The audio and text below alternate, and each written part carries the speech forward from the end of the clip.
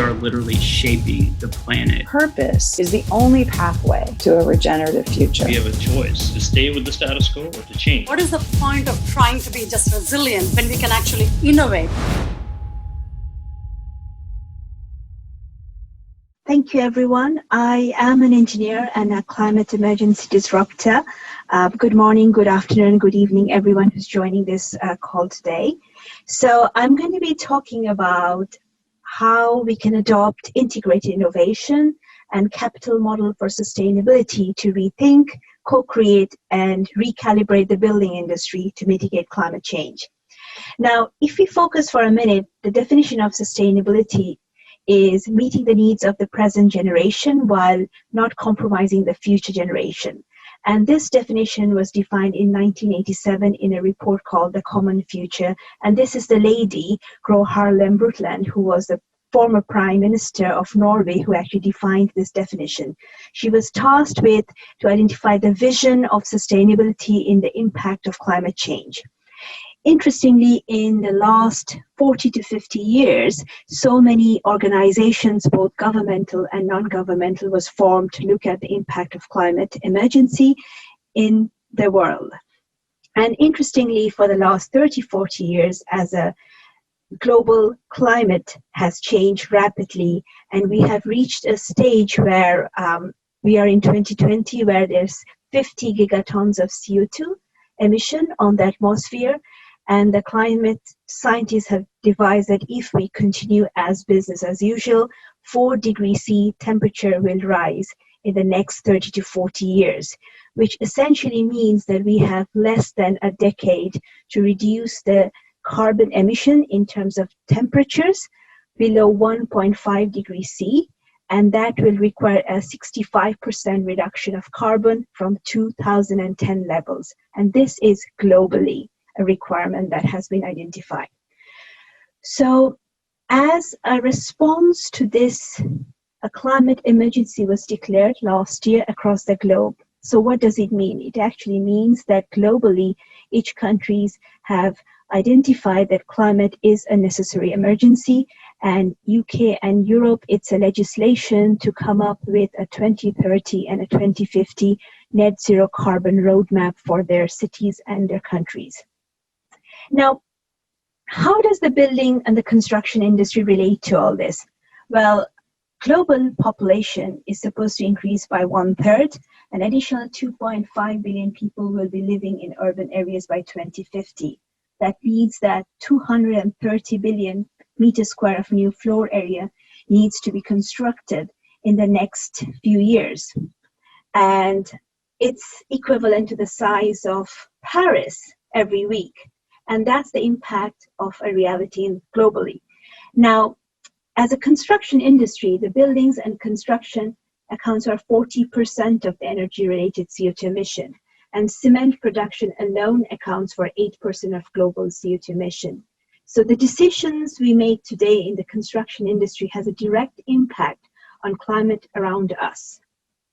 So what should we do?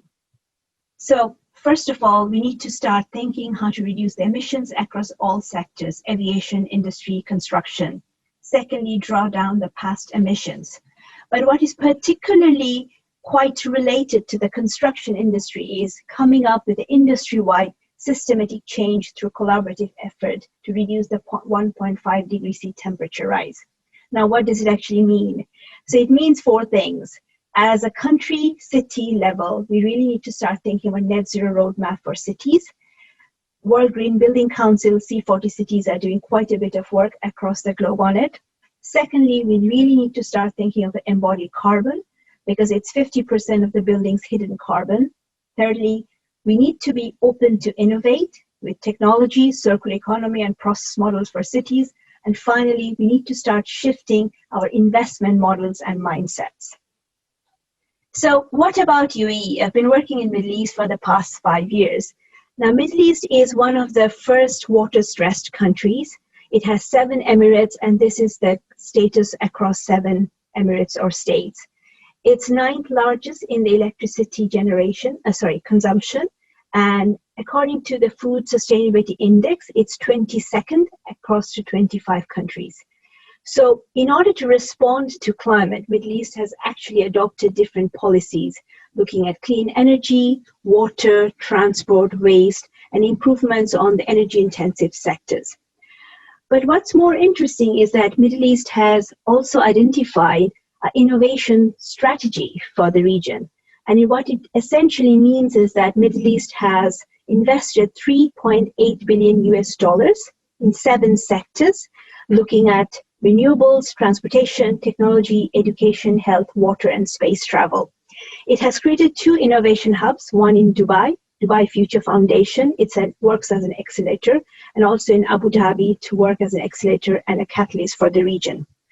So what can we do as an industry with all this information? So the first idea I would like to present is we really need to start rethinking sustainability. For the last 50 years in the industry, we have been using this Venn diagram of sustainability that talks about natural, social, and economic. But working in the industry for 15 years in this field, and the latest research suggests that this is really a weak model of sustainability, because it does not talk about the business case of sustainability. It does not really cater to the social and the human models of our society. Now, what we really need to start thinking about sustainability is from a wealth creation or capital model. So Forum for the Future in UK have suggested the 5 capital model of sustainability, which you see in my screen. It actually comes from first natural capital, which looks at natural resources like air, wind, water. Human capital, that's our reason for being, our health and well-being, knowledge. Social capital that focuses on families and communities and value creation. Financial capital that looks at investment models, returns, bond, CAPEX, OPEX, and lastly, manufactured capital that looks at assets and machines and buildings. And working with 5 capital model can actually create a more comprehensive approach to sustainability. The second idea that I would like to talk about is inclusive integrated innovation. Now, across the industry, research has been done for 40 years, and construction industry is the last one to adopt to innovation. But recent research from UK Green Building Council have shown, which many of you would agree with already know, that the industry is very inward focused and very insular and not really open to innovation. Innovation is often seen as the white elephant in the room. And it's also a consensus across the industry that to resolve climate emergency, all the technologies required are already existing globally across different countries. We just need to, as an industry, to come together, collaborate, co-create, and innovate effectively. So how does this idea work? So first is the technical innovation, which looks at the technology. Second part is the business innovation that looks at the business case or business model, return of investment. And third part is the social innovation that's really connected to social sustainability and impact investing. And across these 3 innovations, we can really create an inclusive, integrated innovation model for our cities, our communities, and our countries. So I'll give you an example. Food, water, energy nexus is something all sustainability consultants work with. What it essentially means that our energy, water, and food security are interlinked. But previously, for the last 40 years, everybody thought these are separately had to be dealt with. Therefore, the concept of circular economy comes in. And circular economy actually connects these food security, energy, and energy security into one single approach. Now, given the example of an urban farming requires a lot of consumption in terms of waste, water, economic value, space, but it also gives out social value in terms of social value generation, income generation, comfort, health, and well-being. So understanding the interrelationships of energy, water, and food across the cities, the master planning, the buildings that we build really helps to create this more integrated model or circular model of looking at our cities. And in order to do that, we really need to understand innovation from a social, technical, and business point. This is an example in Dubai where a lot of technical innovation have been used in terms of aquaponic and urban farming and using enhanced soil. But what really happened is generated a business innovation model across the region. A lot of entrepreneurs, impact funding, government bodies have come across to really invest on urban farming across the Emirates. And the best amazing thing happened is it's really jump-started the social innovation within the region. And the part where the inclusivity comes in Emirates, there's so many different people from across the globe. Everybody came together sharing, especially sharing with children to understand what actually means to grow vegetables. So when we look at innovation, when we're looking at it from a technical, business, and social innovation point of view, it actually creates a capital model, a 5 capital sustainability model of looking at either a process or a product. Now, the interesting part is all of the cities across the globe has to meet the SDG goals as well. And across the Middle East, the work has shown that when we start thinking collaboratively, we actually hit our SDG goals much quicker in a more effective way. Now, the second example that I would like to talk about is these 2 projects. What you see on the screen on the left is Museum of the Future, and what you see on the right is Sustainability Pavilion. I'm not going to talk about the brilliance of the architecture of these 2 projects, because next year, if you are visiting Dubai, you will be visiting these 2 places. Today, I'm going to take the opportunity to talk about the innovation, the sustainability framework that is going for the last 4 or 5 years to build these projects and how it connects to the Dubai government's innovation strategy. So these 2 projects, and if others across the globe, within Middle East are a part of UAE's 2021 vision. And the vision is very clear. It's a vision to create a future that we want to see, but now. So Dubai didn't start from present. It actually looked at the future and worked backwards. But if we focus on the building for a minute, what does this building possess in terms of sustainability? So we actually undertook a sustainability framework for this project because the innovation hub for Dubai has already started. And Museum of the Future will just be a culmination or a beacon of the innovation research that's been happening for the past 4 years, looking at the future possibilities of Dubai and globally. So we adopted a sustainability framework that started with a visioning exercise, identifying objectives, themes, and implementation, not just for the design and construction, but what this building was embodied in terms of innovation, in terms of social innovation, social sustainability, building innovation, technical innovation for the future to hold. This is roughly an idea of the innovation process that took place for the building and for what it's going to become. And it required a lot of stakeholder modeling and in workshops between different stakeholders to identify a framework of how innovation can be implemented through design, construction, and the operation of the building, and how the building itself can become a beacon of our library for the future innovations hub. And the research has shown that this building, Museum of the Future, for example, is a beacon of what the Dubai will become or what UAE will become, especially the youth and the children. So all these ideas of 3D printing, virtual reality, cloud computing is actually culminated together in embodiment of this icon, I would say. And also the 5 capital model has been used in terms of creating innovation hub, using UAE's vision strategy 2021 to jumpstart entrepreneurship and invest on funding and actually creating human and social capital through the work that's been done currently.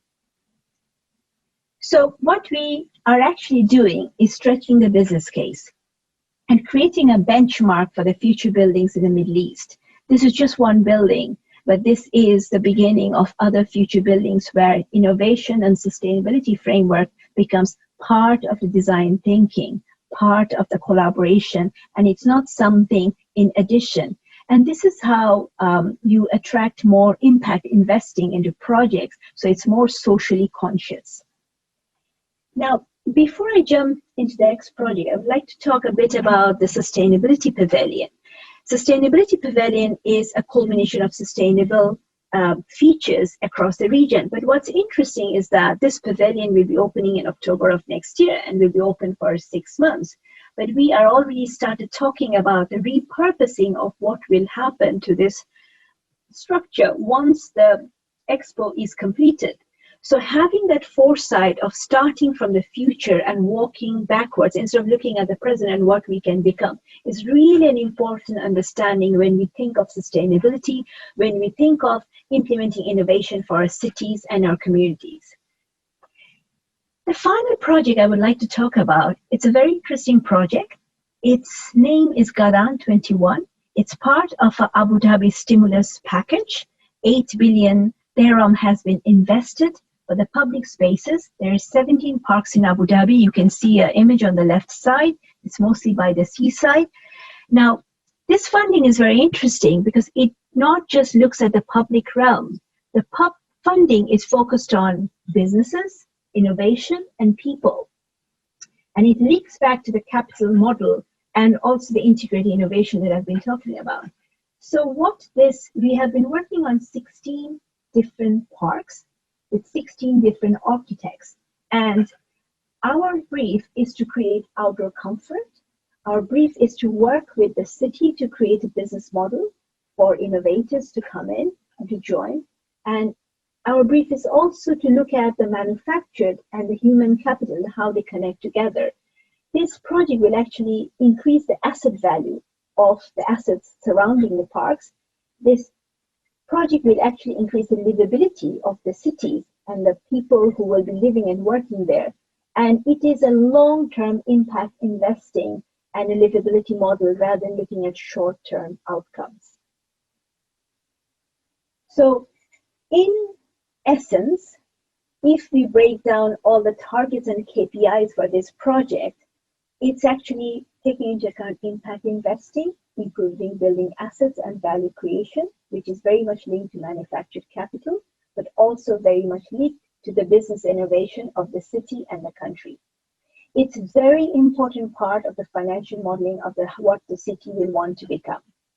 Then these parks will also have connection to improved livability, social capacity building, health and well-being, and connection to nature. That links very much well to the human and social capital that I talked about, but also it connects the social innovation because it really jumpstarts and ripple effect conversation of what we can do to increase the livability of outdoor spaces, especially the Arabian cities where outside the heat is quite significant. And how can we use the outdoor spaces at least 20% more than what we would usually use? So coming up with innovative materials, ideas, shading strategies, optimization of water strategies really connects and allows people to use outdoor spaces more. It allows them to have a wider health and well-being, and it also increases the profitability and the marketability of the spaces around these outdoor spaces from a retail point of view. And lastly, these parks are actually creating greenery and urban farming, experimenting with urban farming and F&Bs, enhancement of biodiversity, local medicinal plants, using water efficient features, because in Middle East, most of the water to use are recycled and desalinated. So understanding the plant's typology with this water and social improvement, soil improvement. So all these could be linked together in creating innovative approaches of looking at social value creation for cities and our communities. So lastly, I will leave with few ideas or thoughts. We need to start from the future rather than starting from the present and trying to move forward. Because when we have a vision of what we want to be in the future, it's very, very much more constructive to then re-engineer back to where we want to be, to where we are now. And this is kind of the model that we are using for most of our projects in the Middle East, starting with envisioning exercise and creating the vision we want to create with the client, and then walking backwards to see what are the interventions we try to put in together. Second point I would like to talk about is business as usual versus reinventing the business case. This is where we need to question the status quo. The third point is shifting mindset of investors, looking at impact investing as a way of social value creation. Thirdly, build collaborative capacity. There's quite a bit of talk happening today about collaborative platforms. These are the platforms we actually need to jumpstart a net zero future. Policy and governance, because having policies and innovation strategies and part of these policy networks actually jumpstarts a lot of catalysts of these kind of interventions. And finally, we have to acknowledge resilience is a new northern star, and disruption is here to stay, and innovation is the new normal. Thank you so much.